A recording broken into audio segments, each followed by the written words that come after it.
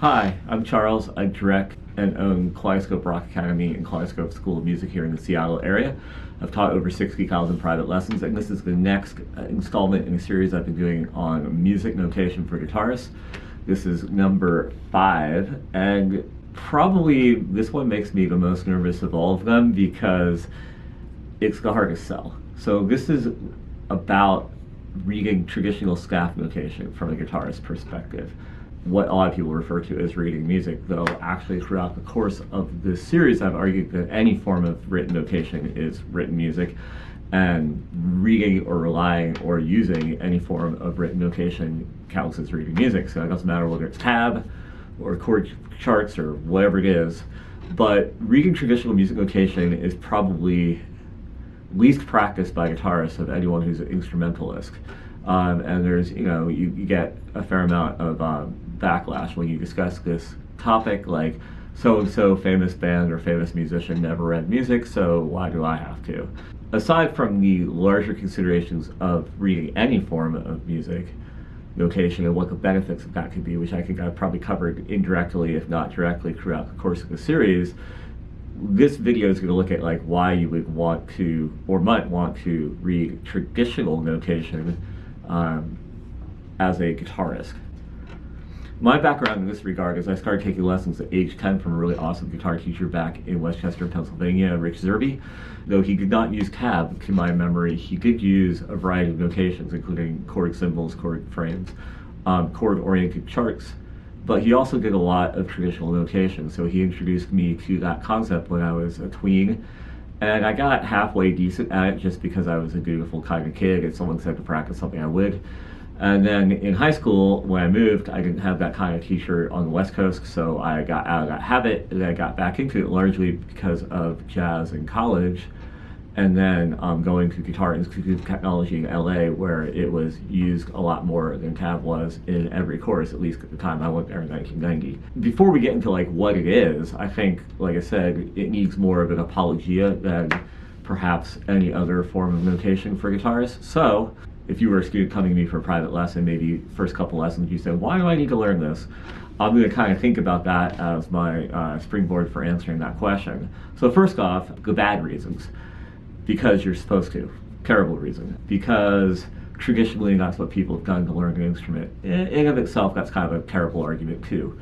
It's got to have some demonstrable benefit other than tradition to be worth doing. A lot of times I tell people that the problem with written notation is it's just hard enough to be difficult. It's not particularly difficult, but when you have other easier, more obvious forms like tab, having to go through the process, the kind of two-step process of reading notes is just off-putting enough to make people feel like, why would I bother? I'm going to try to argue that it's not as difficult as it may seem, and there's some ways to get around that. But why would you want to? Well, the quick laundry list of reasons to read traditional music might be any of these things in any particular order. Keyboard players don't understand tab. If you have a keyboardist in your band, or a keyboardist who would benefit from you being able to write down ideas for them, like they're working on your album with you, rather than saying, dude, you just gotta learn this by ear, or throw up your hands in despair, you can write stuff out for them. Even if you're slow at it, you can write it out for them in a way that they can understand. Secondly, classical guitar literature, traditionally not written in tab. So even though there now are more and more books published with the notes up top and the tab below, there may be certain literature written for guitar and the history of guitar that you just can't read or play unless you could read music. Third reason, being in like a college or even high school level big band or jazz program, any sort of thing where you're playing with multiple other instrumentalists, you're going to have to know how to read notes. Here's a quick story about that. It's actually bass guitar oriented, but I played for the rock oriented musical at a local private school. They paid well to do this. They called me a couple years later for another gig, and they said, okay, we'll get that music about 8 days before the first rehearsal. And I'm like, okay, no problem, I did your last one, it's gonna be cool. When I got the music, apparently whoever was lining up this gig did not understand the difference between bass and guitar, so they thought that it's all the same. So actually I got 32 pages of notes in bass clef. Kind of terrifying because I'm not super fast at reading notes on bass clef in particular, but there's the situation where at least I had the confidence that I could use my knowledge of reading music to get through that material, do that job, and survive. And it did take me honestly like a whole day to kind of work through the fingerings, make notes on the chart, make it so I could actually sight read it in a rehearsal situation. But if reading music had been totally foreign to me, I would have been just like, nope, give the gig to somebody else. And this is kind of a little bit more esoteric, but I think that reading notes ties your thinking more to like music theory in general than anything else you could do. I do think that it's more important to know music theory on the fretboard than to know music theory in a book. But being able to read notes institutes in your brain this like, hey, certain things on the fretboard have certain letters attached, and that kind of ties you into discussing all of the scale theory and arpeggio theory and stuff that you see in books. You then can delve into like a college level music theory class, and you can relate that to your fretboard more directly because you've already been using that language of letters. There are probably some other reasons, but those are the ones that come to mind. I always tell people that like studying guitar over time is like achieving this holy grail of unity. Like when you look at a note on the fretboard, you can see that it's a certain fingering. You can see it's part of a certain scale shape. You can see it has a certain letter name. You can see what it looks like on the staff. You can see what position it has in the scale or the chord progression that you're playing. You can see it as a chord tone of whatever chords you're playing over. The goal would be able to see that unified knowledge of each note on the fretboard in all those ways at the same time. And that's a hard goal, but I think reading music in a traditional sense is actually an asset and a help towards that goal. It's like a missing piece of that puzzle that it would be hard to do without. When I can actually see most notes on the fretboard that way pretty darn fast after playing guitar for 4 years and teaching for most of those.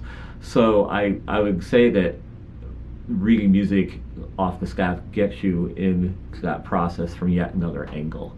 I think that's my basic disclaimer. I also do tell students that music is about the playing, so if you're not that inclined to tackle music reading at this point, that's fine. We'll use other things than staff notes. Let's make sure we know what we're talking about in terms of staff reading. The reason why reading music is so great but so slightly more difficult, like I mentioned, is that it's a universal language. So it's not specific to the fingering or the geography of the fretboard. It's basically a code. And so when you look at notes on the staff, you have to decipher that code. In other words, take a symbol, turn it into the concept of a letter or a location, and then you have to find that letter on your guitar. And guitar is more difficult than piano because there's a certain pitch. It can be found in more than one place on the guitar as opposed to only one place on the keyboard. First off, there is a thing called a clef. The only two clefs that I'm really familiar with are treble and bass. And unless you're going to be playing bass guitar as well, you can pretty much just like scratch the bass clef, because as a guitarist, 98% of the time, if not close to 100, you're going to be reading the treble clef. Treble clef has 5 lines, so the first thing to be aware of is those 5 lines have nothing to do with strings. Absolutely no relationship. That's why this 2-step process is a little bit harder. Someone in the history of music decided that the most important notes to represent on the staff were non-particular notes of a certain pitch range. This is an arbitrary choice. So what's kind of weird is the bottom line or the bottom space are not A, so it doesn't correspond to the alphabet. The bottom line is actually E. Kind of strange. But someone felt like the most commonly used or most important notes were the ones to represent on the staff. Because the other thing that goes with that is the staff, the musical staff, only represents those 9 notes. It can't represent anything outside of that range. You might say, well, that's kind of dumb. There's a lot more notes than that on my guitar. But your eye, as far as being able to sight read in time and decipher these symbols, can't handle like a 9, 10, or 12 line staff. So it's the most common 9 notes that are current onto the staff, and then the other ones are represented using ledger lines, which is like basically writing in extra lines above or below, like I'm doing here on my tablet. And I actually have seen that spelled 2 different ways, L-E-G-E-R and L-E-D-G-E-R. I kind of like L-E-G-E-R just because it looks more unique to music discussions, but it could be a misspelling I picked up somewhere. So the way the staff works is if someone arbitrarily decided that the bottom line is E, then every increment going up from there, whether it's a line or space, is the next letter of the musical alphabet. So that leads you to finding the staff as being E, F, G, A, B, C, D, E, F. And when you get to that second F, you pick the top line, you're out of space.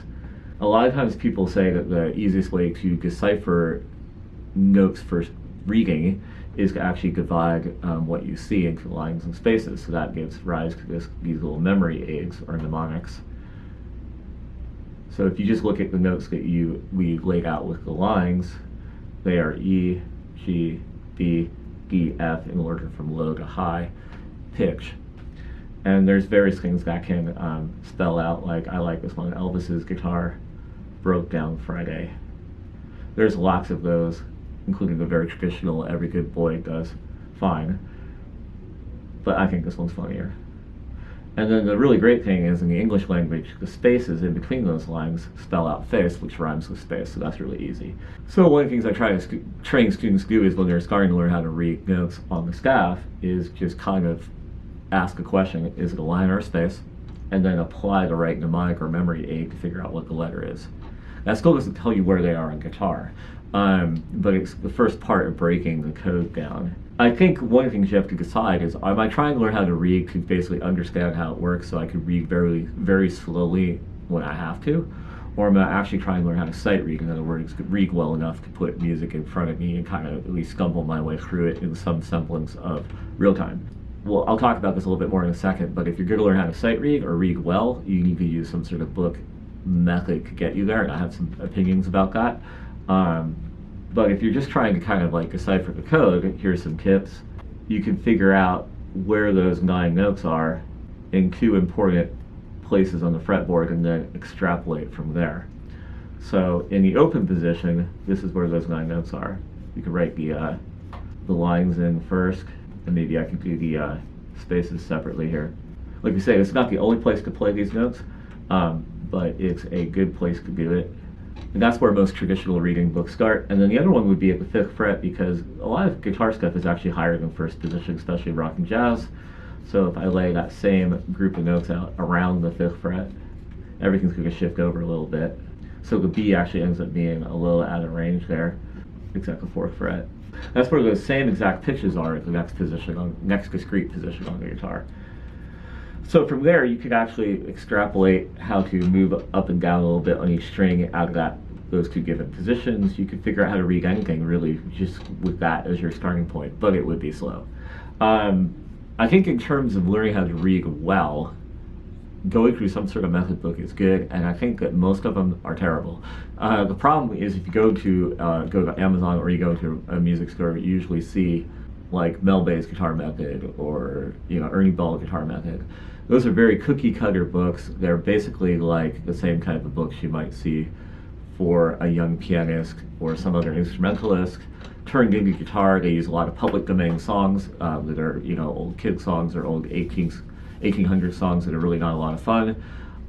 You just kind of feel like you think you're going there to read music, but you feel like you're being transported back to like the 1940s of musical education, which is not reading's problem, it's actually the style of those books' problem. So learning how to read music well is kind of a nuts and bolts process that's not a lot of fun in the beginning, but at least it doesn't have to be insulting to your intelligence. So some books that I like better, if you're interested in learning how to read more classical flamenco fingerstyle nylon string guitar type stuff, or if you think that would be fun to learn if you've never done it before, First Book for the Guitar by Frederick Noad is really great. It teaches you how to do some kind of classical finger picking, but it also teaches you how to read all the notes in open position pretty quickly and without using hardly any of the really like mentally insulting public domain songs. It uses kind of cool classical things instead.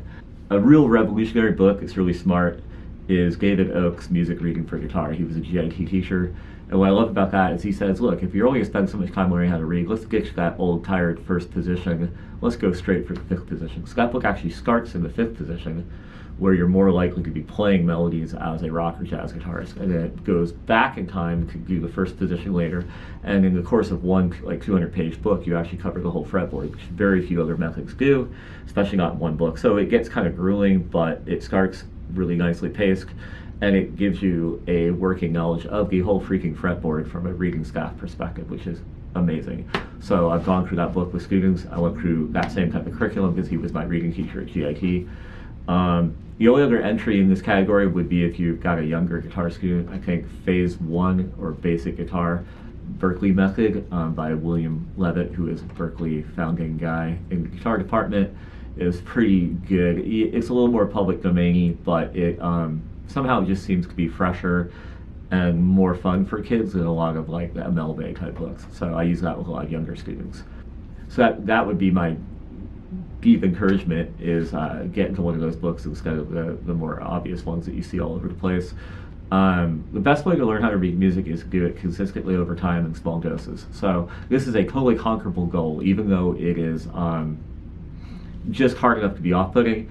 It's also very conquerable if you just, instead of going whole hog on it, just say, hey, I'm going to spend 5 or 10 minutes learning how to read music in a book, one page at a time, every day that I practice, but not for big chunks of time where I lose my patience or lose my attention. Just break it down. I think in 6 months to a year, most people can learn how to read music pretty well using that approach, as long as they're consistent. And you never have to sacrifice your reliance on tab in other areas. You never have to sacrifice your other aspects of practicing. You don't have to change your whole thinking about what it means to be a guitar player. You're just adding a skill to your toolbox so that you have the right tool for the job when reading music would help you. So I hope that's encouraging as far as like, yes, you can do this. I would say that now I'm not a fast sight reader, but I read and write music for students all the time. I try to write stuff down in Rock Band and notes whenever it's feasible, especially when it involves the keyboard player as well. So I have deep appreciation for my ability to read and write music in the traditional sense. The next couple of videos in the series, we're going to talk about kind of picking up the last options for how to read and write music. There's going to be some weird ones in there, but I hope this has been helpful for you so far. You can check out the other prior videos in the series that are linked in the description. If you like learning about this kind of stuff, I hope you'll subscribe to this channel, and thank you for listening.